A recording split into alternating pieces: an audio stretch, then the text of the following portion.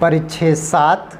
इसमें ब्राह्मणों ने इस बात की पूरी सावधानी रखी है कि शूद्रों को किसी भी तरह पढ़ना लिखना नहीं सिखाना चाहिए, उन्हें ज्ञान ध्यान नहीं देना चाहिए, क्योंकि कुछ समय बीत जाने के बाद यही शूद्रों को अपने बीते हुए कल की श्रेष्ठता की स्मृतियाँ हो गईं।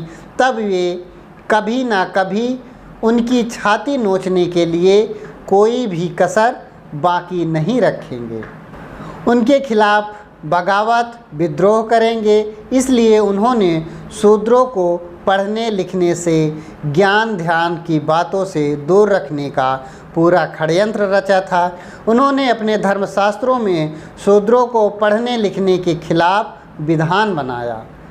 उन्होंने इतना ही नहीं किया, बल्कि कोई ब्राह्मण यदि धर्म ग्रंथ का अध्ययन कर रहा हो तो उसके अध्ययन का एक शब्द भी शूद्रों के कान तक नहीं पहुंचना चाहिए। इस बात की भी पूरी व्यवस्था उन्होंने की थी और इस तरह का विधान भी उन्होंने अपने धर्मशास्त्रों में लिख रखा है। इस बात के कई प्रमाण मनुस्मृति में मौजूद हैं। इस आधार पर आजकल के मांगलिक ब्राह्मण भी उस तरह के अपवित्र भ्रष्ट किताबों को शूद्रों के सामने नहीं पढ़ते। इसलिए अब समय में कुछ परिवर्तन आ गया है।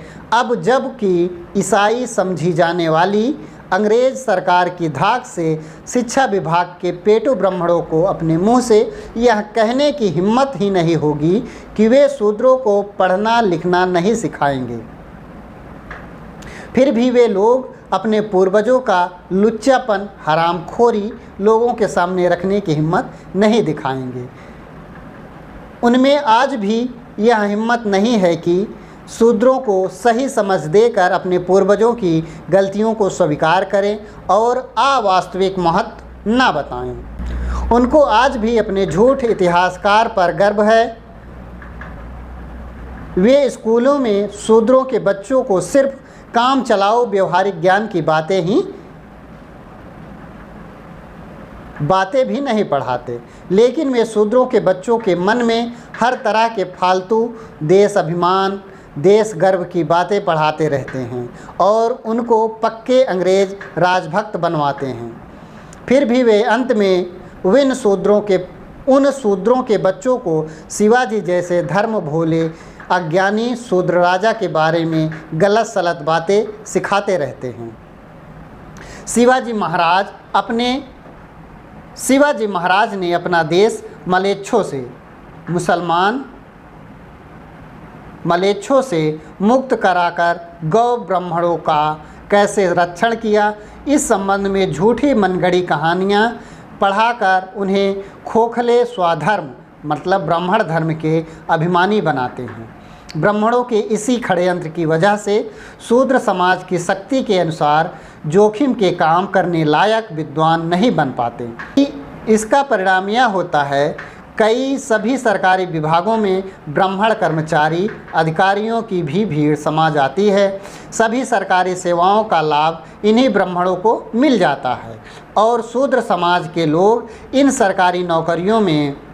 सरकारी सेवाओं में ना आ पाएँ, इसलिए इतनी सफाई से चतुराई से जुल्म ज्यादतियाँ करते हैं कि यदि इस संबंध में पूरी हकीकत लिखी जाए तो केवल कलकत्ते में नील की खेती के बागानों में काम करने वाले मजदूरों पर अंग्रेज लोग जो जुल्म करते हैं वह 1000 में एक अधन्ना भी नहीं भर पाएगा।